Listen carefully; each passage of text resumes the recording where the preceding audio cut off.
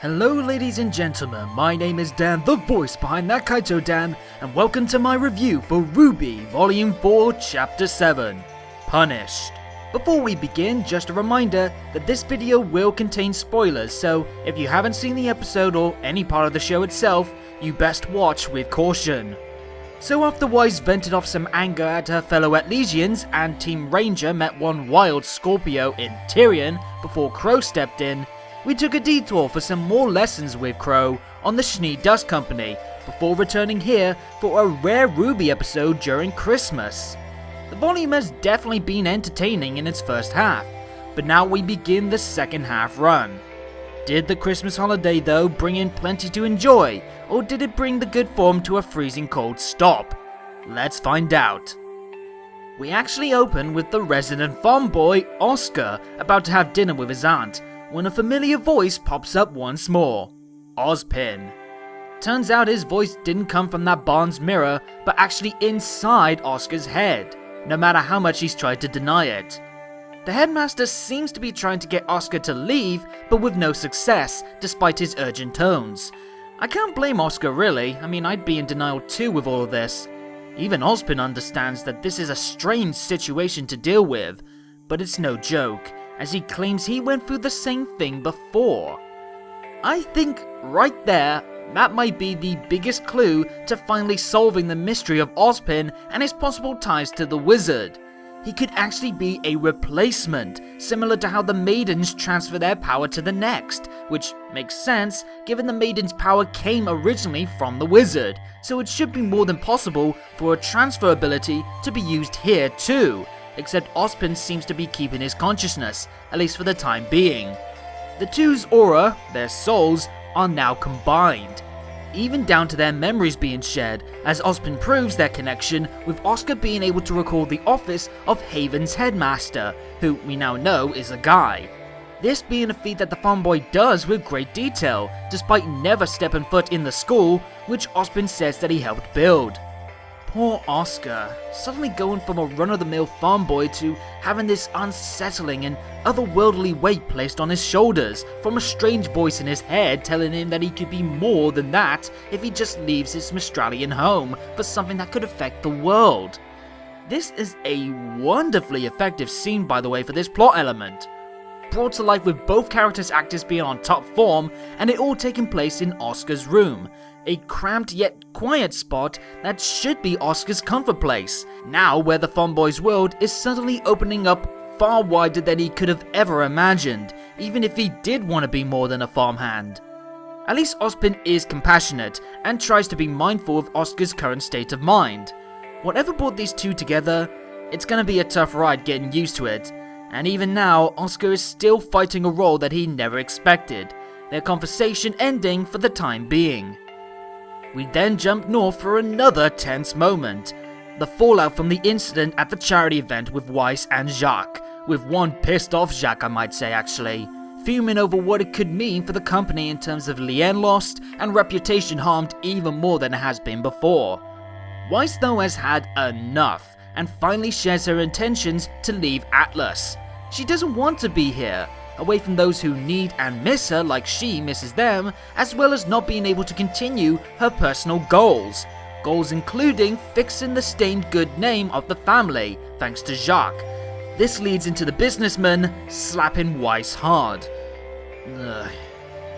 Jacques only sees Weiss's actions as disappointing, regardless of her intentions. That goes against all he's done to keep the family name as high as they are, and even thinking it's Weiss siding with Winter, dividing the family, where Jacques is apparently trying to keep them together and strong. Of course, a lot of that comes down from a businessman's standpoint, not as a parent, and even then he keeps talking down to Weiss, claiming she doesn't understand things.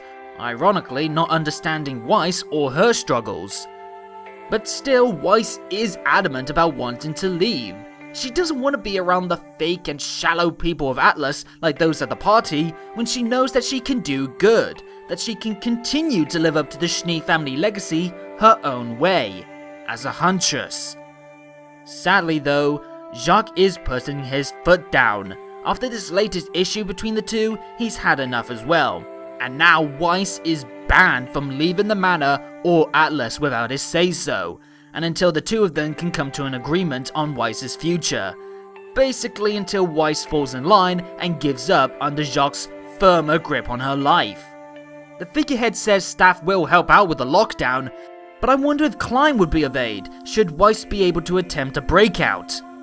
Of course, Weiss brings up that people will ask questions about the heiress of the company being kept out of the public eye for no reason, but therein lies Jacques' biggest punishment, stripping Weiss of the heiress title. This strikes Weiss hard, as even though she knows the Schnee name and the company are far from perfect right now, she's carried the legacy proudly, as she's tried to contribute and revitalize it her own way. To lose the heiress title is basically like losing part of what makes her a Schnee. Instead, the title goes to Whitley, who's listening outside it seems, as Jacques ends his grinding out of Weiss's aspirations for now. As Weiss confronts Whitley about all of this, we finally get some clearer insight on the young man's attitude. He's not always been this supportive and kind to his sister, as Weiss has pointed out, and now with the heir title given to him, it seems that was intentional. He wanted Weiss to fall under their father's boot once more and lose the title. As to why, well, it could be down to either Jacques' influence on his son basically molding him into the kind of heir that Jacques wants, and one that's firmly in his control, or Whitley has some personal jealousy of his sisters, and now he finally gets a chance to be the top player in the world's game right now as a Schnee. Either way, he played the field brilliantly, and now he's the heir to the company, leaving Weiss crushed and heartbroken. But not for long. The sight of some airships flying by seems to inspire Weiss to keep fighting, perhaps remembering the invite of support from Ironwood. Either way, this is no time for Weiss to take this development lying down. Backed by an inspiring remix of Mirror Mirror Part 2, Weiss looks set to continue her training, so when she can break free, she's ready for the world. Perhaps even with a knight in her corner. As if that wasn't tense enough, now we see the rest of Team Ranger and Crow's clash with Tyrian, who seems to be aware of Crow's reputation as a skilled huntsman. Though it takes the Faunus mentioning his queen that Crow is clued in on Tyrian being from Salem's lot, and that the Scorpion won't leave RWBY alone without a fight. And what a fight. Just like the alcohol-loving swordsman tussle with Winter, this battle shows off once more the kind of power, speed, and control that can come from an inexperienced professional huntsman. Crow continues to show that his weapon's massive size doesn't hold him back, as his attacks match Tyrion's pace quite equally, as well as being quick on the draw when it comes to Tyrion's unpredictability, like when we see the Scorpion Faunus' blades are also a gun, yet Crow manages to deflect his fire fine enough. Ren and Nora see this as time to join the fray, but like before, the youngsters are clearly outmatched, and Tyrian still makes up for the numbers game, effectively forcing them back, and leaving Crow to handle this himself. Though RWBY does throw herself in with a different approach, aiming from upon high, though with the incredible speed of this fight, even she can't get a clean shot. It's at this point that we truly see just how agile Tyrian is. I'd honestly call him the most nimble fighter in the show, taking that position away from Neo and Mercury, as he swiftly avoids Crow's wide array of slashes and kicks, even showing that he can balance on his tail. It's outstanding work done by the animators without question. That tail of Tyrion's continues to prove effective as it disarms Crow and follows up with blocking RWBY's shots, while giving us another weird yet wonderfully odd expression in the meantime. This guy's just clearly having tons of fun. Crow's answer to this predicament? Full on decking Tyrian in the schnoz. There's something honestly satisfying about seeing Crow opting for bare knuckle brawling to get one over on Tyrian that only the cocky uncle can pull off and make it an awesome moment. Even then, he doesn't let his guard down easily, catching on to Tyrion's quick attacks and even teasing me with a small bit of scythe use. Come on, this could have been the time to show a bit more Crow's scythe work. Oh well, the fight is still really darn cool, as the two dart around, up and down and all around the buildings of Oniyuri. But even with this wide gap in power and skill above her and against her uncle's demands, RWBY still thinks she has to help, darting down to return to the fray. As we hear a new awesome vocal track that could very well be a Crow-centered piece, we only see that Crow's aura defense is busted. But if you watch closely, you can see Tyrian's in a similar state before he bursts out of the smoke, and before RWBY's back in the action. She doesn't want to sit on the sidelines seeing someone possibly get hurt when she thinks she can still fight, yet her inclusion leads to a big negative. Now Crow has to worry about his niece getting hurt while trying to handle Tyrian, seen here as he saves RWBY from being pancaked, only to get cut by Tyrion's stinger. It's a slight cut, but with Crow's aura depleted and Tyrian likely adding in some poison to the blow if our theories about his purple eyes are correct, it doesn't look good.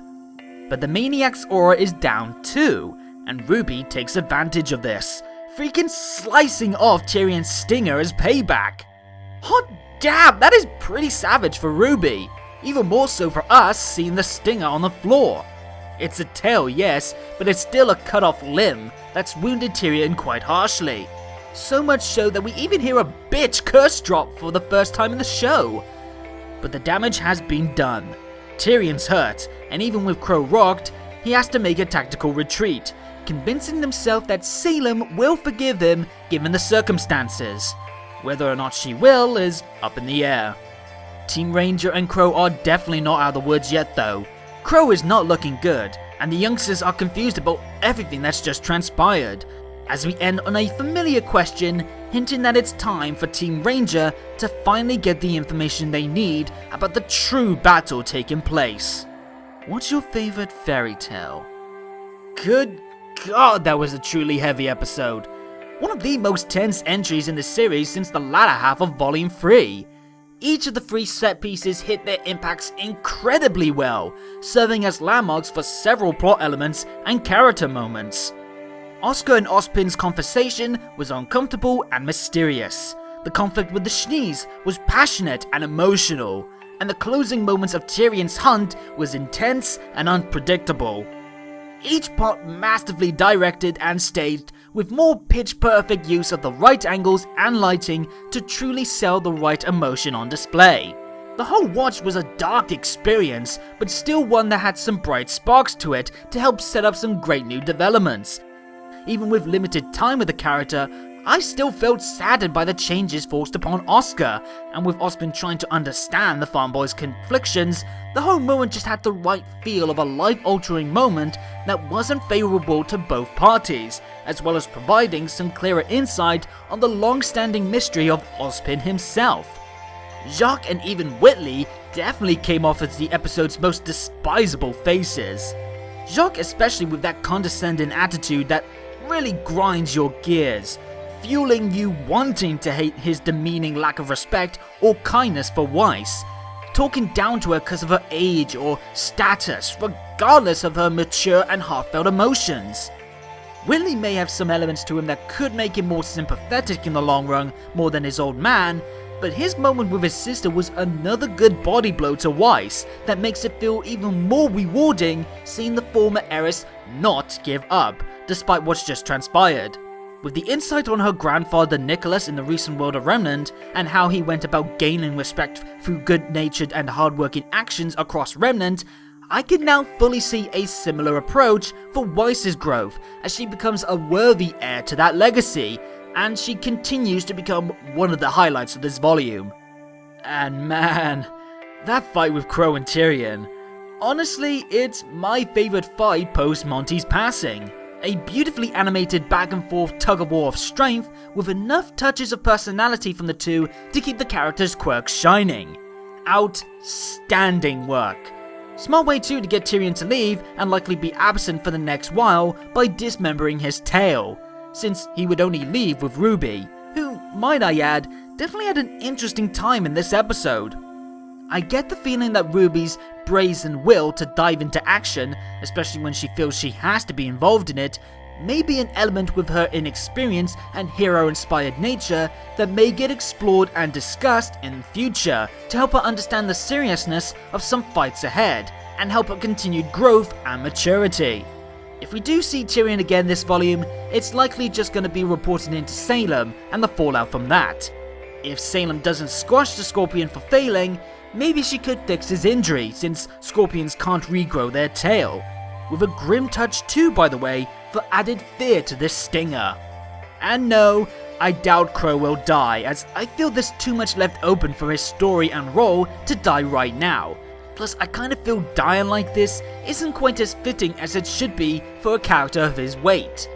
What may likely happen is the need to recover and rest will work in tandem with Crow giving Ranger the lowdown on Salem and everything else. As for my voice acting praise of the episode, it's a very tight debate.